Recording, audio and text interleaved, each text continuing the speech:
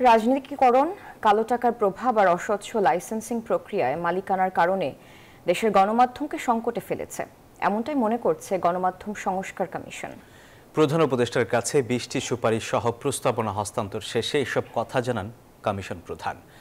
বলেন, পরিবর্তনের পরও যোগসাজশের চিন্তায় কেবল পদের রদবদল হয়েছে, মালিকানায় অনিয়ম এখনো বিদ্যমান।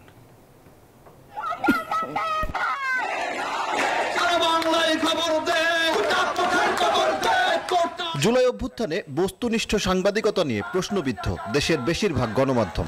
এর আগেও দেশের গণমাধ্যমগুলোর স্বাধীনতা, স্বচ্ছতা ও জবাবদিহি নিয়ে প্রশ্ন ছিল।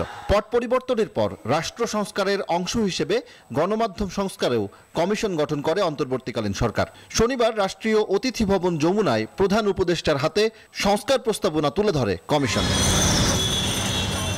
পরে সংবাদ সম্মেলনে আসেন গণমাধ্যম সংস্কার কমিশনের সদস্যরা, তুলে ধরেন প্রস্তাবনার উল্লেখযোগ্য দিকগুলো। কমিশনের রিপোর্টে গণমাধ্যমের মালিকানা, কর্মীদের বেতন ভাতা, গণমাধ্যম আইন, সাংবাদিকদের আইনি সুরক্ষা ও জবাবদিহির গুরুত্বপূর্ণ প্রস্তাবনাগুলো তুলে ধরা হয়। উঠে আসে জাতীয় গণমাধ্যম কমিশন। এই ঈদে জামা জুতো অ্যাক্সেসরিজের ডিসকাউন্ট গঠনের বিষয়টিও। গণমাধ্যম সংস্কার কমিশনের প্রধান কামাল আহমেদ বলেন, জবাবদিহি ছাড়াই রাজনৈতিক শক্তির সাথে একীভূত হয়ে নিজের অবস্থান হারিয়েছে দেশের গণমাধ্যম।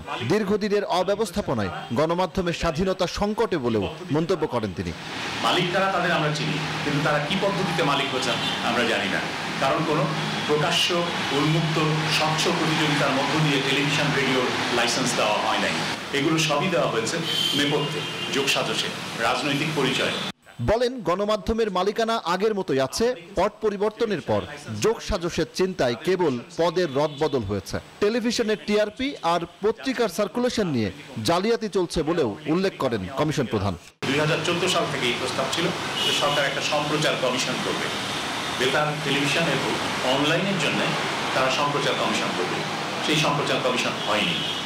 আমরা বলছি, ওই সম্প্রচার কমিশনের যে এখতিয়ার এবং ক্ষমতা দেওয়া হয়েছিল, দায়িত্ব দেওয়া হয়েছিল, সেই দায়িত্ব এবং প্রেস কাউন্সিলের দায়িত্ব ক্ষমতা, এই দুটোকে একীভূত করে একটি নতুন প্রতিষ্ঠান করা হোক।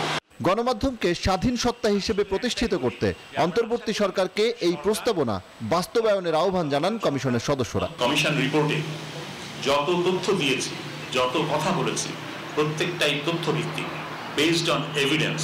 সজল দাস, নিউজ 24, ঢাকা। আশা করি না, আমরা দেখেছি।